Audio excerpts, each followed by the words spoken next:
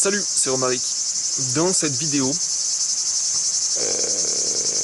je vais t'introduire mon nouveau projet pour lequel j'ai mis des lunettes de sécurité car je suis en possession d'outils assez dangereux, donc je me protège.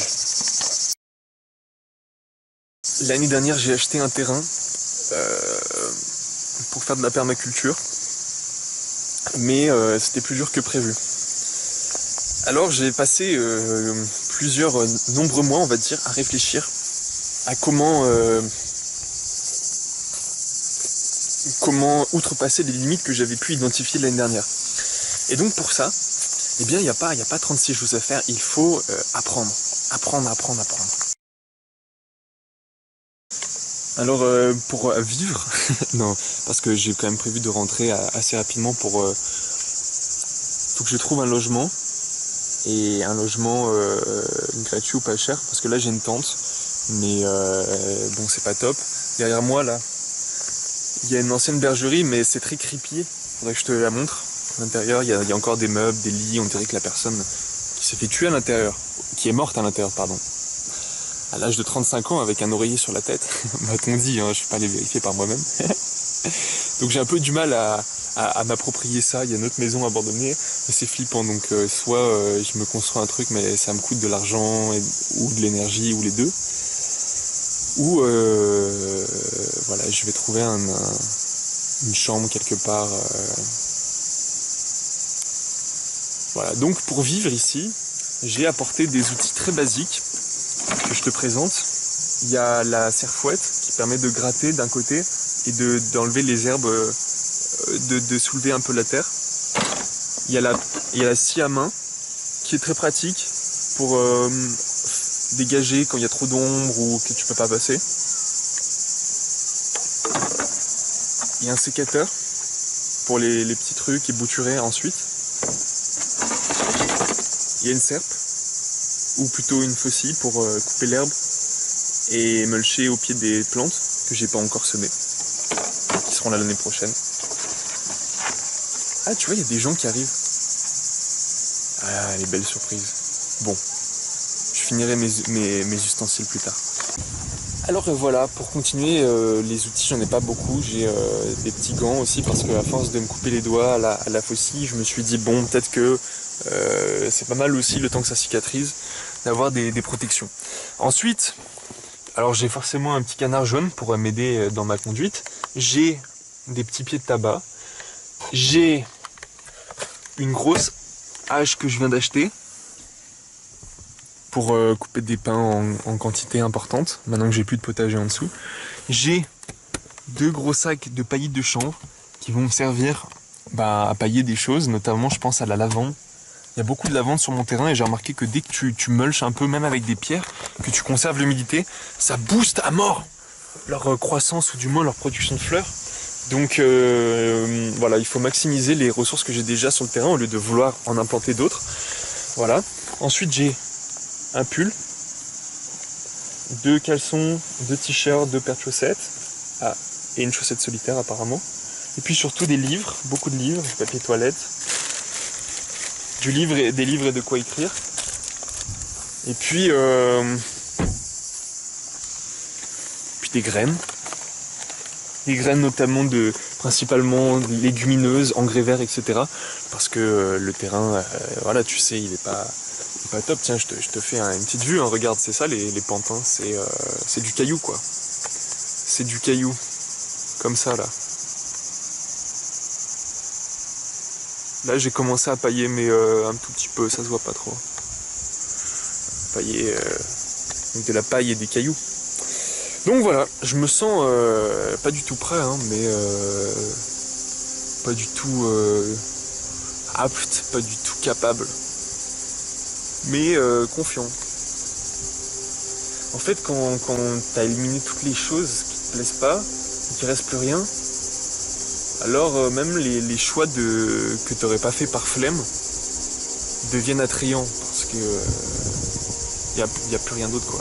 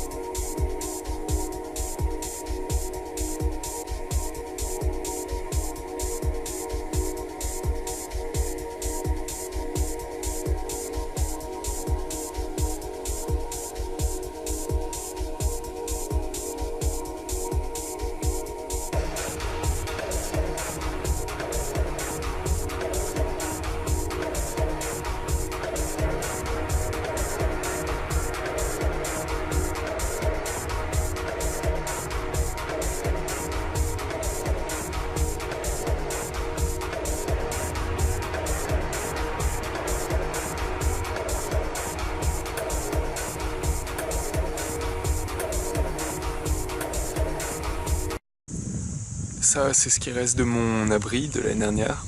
Donc j'ai fait du ménage parce que les renards, les sangliers sont venus faire les poubelles et tout. Mais du coup regarde, même sous la pluie, les murs en terre-paille ils sont toujours là. Bon alors, sous quelle forme l'abri est actuellement, c'est autre chose. Mais moi je check les murs en terre-paille et je dis chapeau hein. Surtout que j'ai même pas fait d'isolation par le dessous, j'ai pas mis la couche de pierre ou les deux couches de pierre pour éviter par capillarité que l'eau remonte. Et pourtant, ça a tenu, voilà, plus ou moins bien, mais ça a tenu. Ça me donne des idées pour la petite structure que j'ai envie de mettre pour m'y sentir bien. Mais surtout, ça me fait penser que oui, j'ai passé 1 mois et demi ici à dormir là. Et je me dis que le confort te prive quand même de beaucoup de liberté parce que là je peux faire ça. Parce que je renonce entre guillemets à certains conforts. Donc c'est pas agréable dans la mesure où j'ai pas été habitué à ça.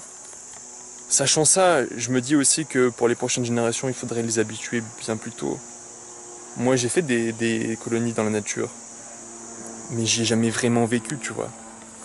Bon, je parlais de nuisance, mais tu vois, il y a quand même des gens qui ont envie de dépenser l'essence dans le ciel à faire tourner des avions. Là, c'était ma première tentative de potager, qui est donc à côté de la rivière, qui est juste là. Bon, après discussion avec un autre ami jardinier, permaculteur, je me suis dit que j'allais changer d'endroit. Donc cet endroit, je vais te le présenter bientôt, puisque je vais très rapidement mettre en place un motif, un pattern que j'ai vu dans le livre Permaculture 2 de Bill Mollison, qui s'appelle, c'est des sun catchers, ça veut dire des attrape-soleil. C'est en fait comme des écailles, plutôt des berceaux d'arbres, des couvre-vents exposés nord et sud bien découverts. Et sur cette parcelle que j'ai envie de cultiver, voilà, je vais implanter ça. Pour l'instant, je viens faire quand même des petits tours dans ce jardin, même si j'ai pas vraiment envie d'y passer la majorité de mon temps. Pour l'instant, ça reste un endroit frais dans lequel passer les heures chaudes de la journée. Et comme je te l'ai dit, j'ai aussi envie d'essayer cette nouvelle hache. Parce qu'en fait, le vrai problème de ce potager, enfin comment dire, bien sûr le sol est très argileux, sans doute acide à cause des aiguilles de pin, mais a priori balancé par tout le calcaire qui vient des montagnes autour. Bon là je suis pas sûr, mais il me semble que... Ah, quoique calcaire c'est peut-être déjà acide. Donc en fait je dois avoir un sol très acide. Mais c'est pas ça le principal problème ici, il me semble. C'est l'ombre. Il n'y a pas grand chose qui pousse. Alors bien sûr je pourrais mettre des trucs adaptés à l'ombre. Mais j'ai aussi une autre utilité avec ces pins qui malgré tout sont peut-être plus âgés que moi. Il faut que j'en sois conscient et j'ai pas envie de les couper avec légèreté. Mais en fait j'aimerais ensuite prendre toutes les branches qui faisaient de l'ombre et les installer de plus en plus haut sur la pente ici, pour reconquérir, pour ombrager, pour humidifier, pour recoloniser ce terrain dégradé, pour je sais pas quelle raison, un glissement de terrain, activité humaine, peu importe. Voilà, je pense que si j'apporte cette matière organique qui pousse, qui aura beaucoup plus de facilité à se renouveler ici, où il y a sans doute une nappe phréatique, ou du moins, comment dire, une nappe phréatique, il y a le même niveau de la rivière, donc si tu veux, leurs racines là, elles doivent être bien connectées. Ils ne doivent pas souffrir de la sécheresse. Donc si je coupe, je laisse aussi la place à des nouveaux arbres, à des nouveaux œufs, même si il me semble que le pin sylvestre n'est qu'une étape de la succession écologique. Ce qui m'arrangerait, ça serait de voir pousser, de privilégier des chênes. Tu vois, par exemple, hop, là il y a un chêne qui est en train de pousser, et c'est ça que j'ai envie de voir, parce que l'étape finale d'une forêt équilibrée, c'est des chênes. Donc tant qu'à avoir, quitte à avoir des arbres pour faire un peu d'ombre, parce que sinon il y a effectivement trop de soleil puisque c'est exposé sud, quitte à avoir des arbres, autant que ça ne soit pas des pins qui ont un intérêt discutable à long terme sur le sol. Ça n'aggrade pas beaucoup, les aiguilles mettent du temps à se décomposer, en fait c'est très bien pour faire de l'ombre, pour attaquer un terrain, mais ce n'est qu'une étape. Donc voilà pourquoi je vais couper mes arbres, pour reconquérir d'autres zones, pour favoriser les plantes du potager et les arbres périns, les arbres que j'ai envie de voir se développer et qui auront peut-être même une valeur dans quelques décennies aussi. Un chêne, je ne sais pas au bout de combien de temps il vaut de l'argent, je vais recouper, mais il faut aussi penser maintenant que ces micro-actions, je veux dire couper un arbre, ça prend 15 minutes, même moins, je vais te montrer, là j'en ai choisi un, j'ai choisi lui là, qui fait de l'ombre là-bas, mais c'est peut-être pas lui par lequel il faut que je commence. Il y en a un gros là-bas. Bref, il faut penser que chaque chose, chaque petit arbre qui pousse, chaque petite énergie que tu mets dans l'arbre qui pousse peut avoir une valeur démultipliée, tu vois, par le temps. Et comme le dit David Domgren dans son livre Permaculture, l'un de ses principes, c'est laisser faire les services naturels. C'est-à-dire que, à quoi ça sert de déléguer mon argent à la caisse d'épargne, par exemple, pour avoir un retour sur investissement de 0,4 ? Même pas, attends, mais 0, bon, peu importe. Alors que ici, si j'achète du mulch, je peux produire de la lavande. Une lavande, ça coûte. Le mulch, ça coûte. Le gros sac de 20 kg, de 5 mètres cubes, ça coûte 29 euros, 30 euros. Donc, avec 30 euros, je peux démultiplier ma lavande, le chêne, etc. Tous des trucs comme ça. Pour 30 euros, est-ce que tu imagines le retour sur investissement si je suis patient, si je survis jusque-là? D'où l'intérêt de commencer maintenant à planter le potager, qui est la base de la survie, qui en fait te permet d'attendre que les choses qui ont vraiment de la valeur poussent, il me semble, les arbres fruitiers, mais surtout les arbres périns. Le potager te sert à attendre ça. Mais si je commence pas maintenant, je les verrai jamais. C'est bien, ça sera peut-être mes enfants, mes petits-enfants, ou si j'en ai pas, les gens à qui je léguerai, qui auront ces arbres, qui auront la valeur créée par la nature et le soleil, juste la réception du soleil, qui sinon est perdue. Faut se dire que je vole rien. Quand j'utilise de l'essence, je vole. Enfin, c'est pas que je vole, d'une part, j'utilise une ressource limitée, et je vole les populations qui n'en bénéficient pas. Je nous vole dans le futur quand on aura besoin de cette énergie très pratique, mais qu'on n'en aura plus parce qu'on l'a dépensée pour des trucs superflus, tu vois. Donc là, au contraire, se dire, je me sers de tout ce qui est renouvelable, en commençant par le soleil, qui est la base de toute la vie ici, c'est... ça aide à faire des plans, quoi.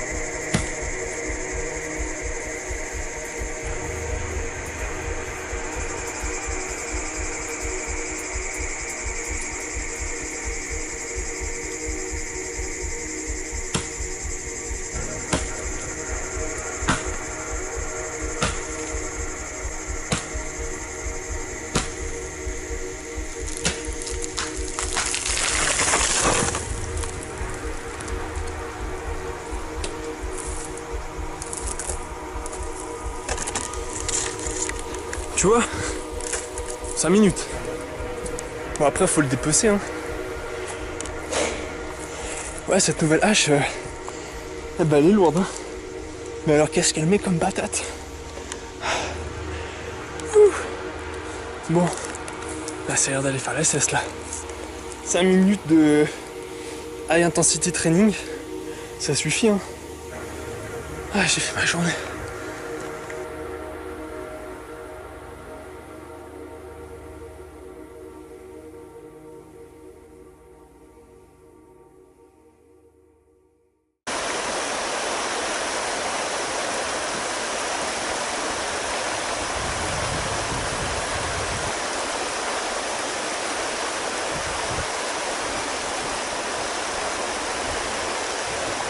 Bon, j'avoue que j'aurais pu trouver mieux que la rivière après un barrage. Ça fait très artificiel. Mais finalement, tout ce que je voulais, c'était bouger pour trouver des nouveaux endroits cool dans lesquels penser. Et en fait, ça me rappelle cette vidéo sur la chasse que j'ai faite à Bucarest, où j'expliquais que finalement, il fallait juste des prétextes pour bouger et que la nourriture, c'en était un bien et que ça me permettait d'explorer les villes, des quartiers auxquels j'aurais pas pensé, juste pour trouver de la nourriture. Disons que dans ce cadre plus naturel, même si là c'est un peu artificiel, néanmoins il y a quand même plein de nature qui a repoussé entre les gravats. Encore je suis même pas sûr que ce soit des gravats parce que ici la rivière elle est tout le temps comme ça, c'est que des cailloux il me semble. Bref. Ma nourriture ici c'est plus la nouveauté au niveau naturel, les motifs, les trucs relaxants, les trucs jolis, les trucs harmonieux, les trucs qui t'éduquent juste en étant à proximité d'eux. Quand tu vois, quand tu regardes ce saule là pousser, tu vois, et ben ça t'apprend des choses. Ça t'apprend que ça peut pousser sur un caillou, mais que c'est pas la première phase de la succession écologique comme tu peux le voir sur les cailloux derrière, ça commence avec de la mousse. Bref. En fait, il faut se rendre à l'évidence sur ma condition, c'est que je suis pas un informaticien, je suis pas non plus vraiment un jardinier. En fait, vraiment, je suis un philosophe, je crois, mais sans légitimité, sans études. Je suis un philosophe autoproclamé, mais dans son sens le plus basique, c'est-à-dire que j'aime penser et tout ce que je vais faire finalement c'est bouger pour chercher des endroits, des nouveaux endroits dans lesquels penser. Parce que quand tu penses toujours au même endroit, tu finis par te lasser. Aussi quand tu vas chercher un nouvel endroit ou que tu te rends à un endroit que tu connais déjà et que tu apprécies, tu vas en chemin réfléchir et penser à des nouveaux trucs. Donc en fait, te rendre même à l'endroit où tu réfléchis te fait réfléchir. Voilà. Là par exemple sur la route, même avant quand je marchais, pour retourner à la voiture, je me demandais mais où est-ce que je vais aller? Et j'ai choisi un endroit comme ça, et un endroit que je connais pas, hein, une direction. Mais au final, l'environnement, comment dire, c'est artificiel ici. Et en même temps c'est naturel, mais l'environnement importe pas tant, pas trop, à partir du moment où il n'y a pas de nuisance, à partir du moment où il n'y a pas des choses qui viennent casser ton flow tout le temps. Parce qu'en ville, si tu veux pas que ton flow soit cassé, il faut que tu restes enfermé. Si tu vas dans un parc, il y a des gens, des fois je suis content, hein. La plupart du temps je suis content qu'il y ait des gens qui viennent me parler, mais tu vois, tu peux pas travailler dans la nature, ou alors il faut sortir.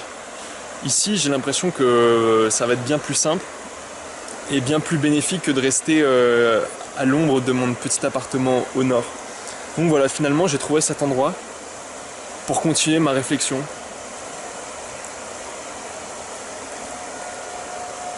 Des fois j'ai l'impression que je rate l'essence même de la vie. Mais d'un autre côté, peut-être que c'est le sens de la mienne que de réfléchir aux choses. De plus en plus, ça crée un décalage, mais bon, vaut mieux un décalage avec les autres qu'un décalage avec soi-même, non? Voilà.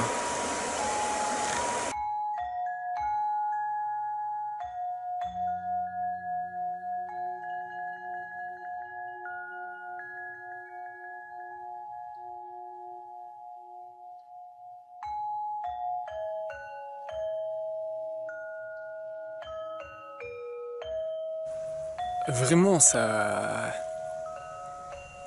me questionne ce comportement. D'un côté, je me dis qu'il vaut mieux pas trop se comparer aux autres.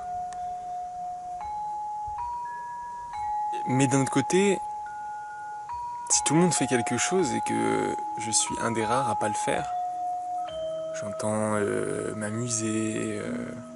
Enfin m'amuser. M'amuser c'est créer, et donc juste m'amuser dans le sens commun du terme. Ça me questionne parce que en fait ça me place presque automatiquement en décalage avec au moins les gens que je connais, la plupart, qui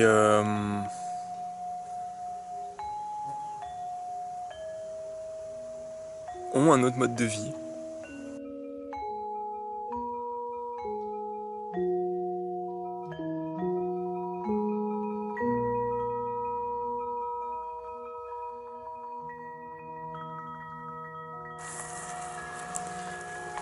Tu vois, monter la tente comme ça à 23h, c'est, selon moi, hein, enfin 23h, minuit plus quoi. Oh les étoiles, mais j'avais pas vu les étoiles. Dommage que ma caméra soit pas bien. Ah, tout ce que je voulais te dire, c'est que c'est plutôt bon signe. Ça veut dire que j'ai trouvé suffisamment de quoi m'occuper. Aujourd'hui c'était facile, c'était mardi. Mais demain, ça sera moins facile. Parce que demain, j'aurais pas vécu ce jour. Donc forcément, il aura pas l'air facile comme le jour qui vient de passer.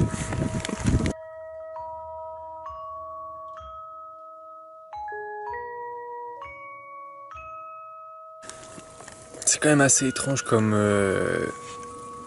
change le moral dans la journée. Parfois en l'espace de quelques minutes. Et je pense que c'est important de faire le feedback que je vais essayer de faire pour moi et en dehors de la vidéo. Pas forcément ce soir parce que je suis bien fatigué. Mais d'essayer de voir globalement comment je me sens, jour après jour, pour éviter de retomber dans les mêmes excès, soit de solitude, soit de ville, soit de ci, soit de ça. D'essayer de trouver un équilibre qui me va, parce qu'en fait c'est un peu tout ça. Tout est un peu ça. Tout est un peu j'essaye de comprendre d'où vient le malaise en enlevant un élément après l'autre pour voir la différence. Parce que si tu enlèves tout et que tu dis ah j'ai résolu le malaise et que tu sais pas à quoi c'est dû, et ben toute ta vie tu vas devoir te priver de beaucoup de choses. Surtout qu'il n'y a rien dont il faut se priver. Et c'est juste qu'il faut trouver un équilibre dans tout. Mais en tant que jeune créature incarnée, avec ce malaise, il est important de perpétuellement continuer à comprendre d'où il vient pour essayer de un jour, non pas le résoudre, mais être toujours apte à le solutionner quand il apparaît. Voilà. Donc merci le malaise. Merci le malaise d'exister, car sans toi, j'aurais jamais acheté un terrain et j'aurais jamais eu la possibilité de venir m'y réfugier, y méditer, y travailler, s'il n'y avait pas eu le malaise, s'il n'y avait pas eu toutes ces choses qui rendent ces conditions spartiates délectables. Tout ça, c'est pas un manque de confort, c'est pas désagréable. Tout ça, c'est des choses qui font se sentir vivant.